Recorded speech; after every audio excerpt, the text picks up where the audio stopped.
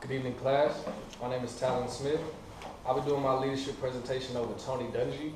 He is an NFL coach. He's now an NFL analyst on the channel NBC. Tony Dungy started his career as a coach in the University of Minnesota. It's where he played football.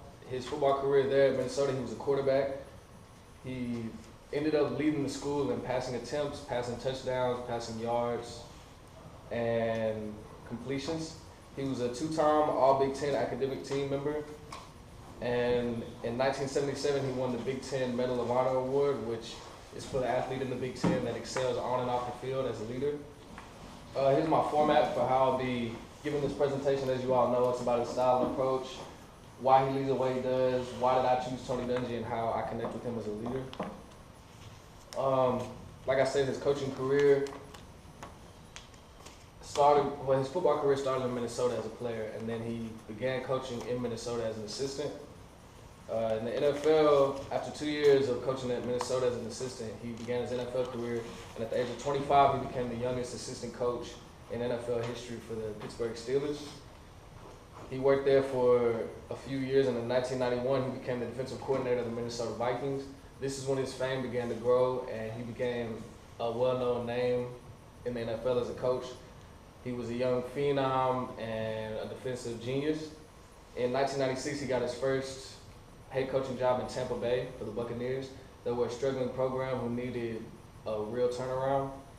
And he successfully turned that program around. He got them to one Super Bowl and got them to the playoffs every year he was there besides the first one, but still ended up getting fired in the year 2001. In 2002, he got the Colts head coaching job, and he won the first Super Bowl by a black head coach in NFL history.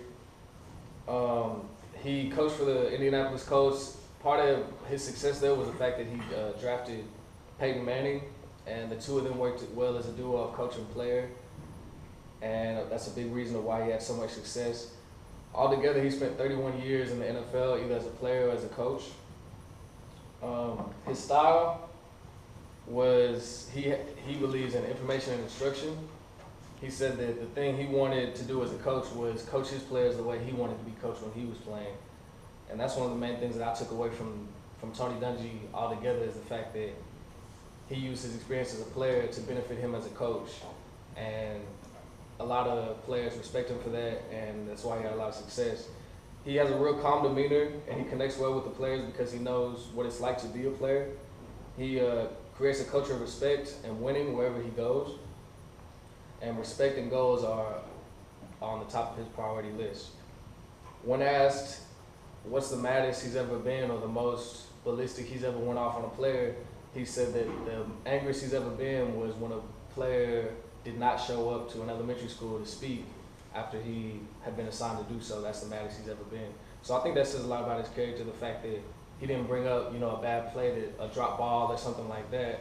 He brought up one of his players' values and character issues is what bothered him the most.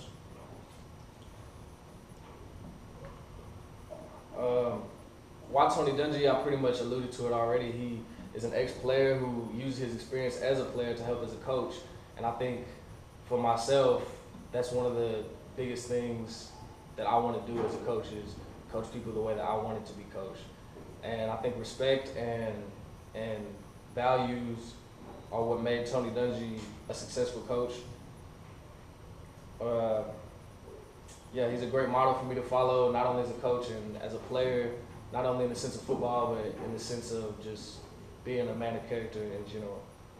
Any questions?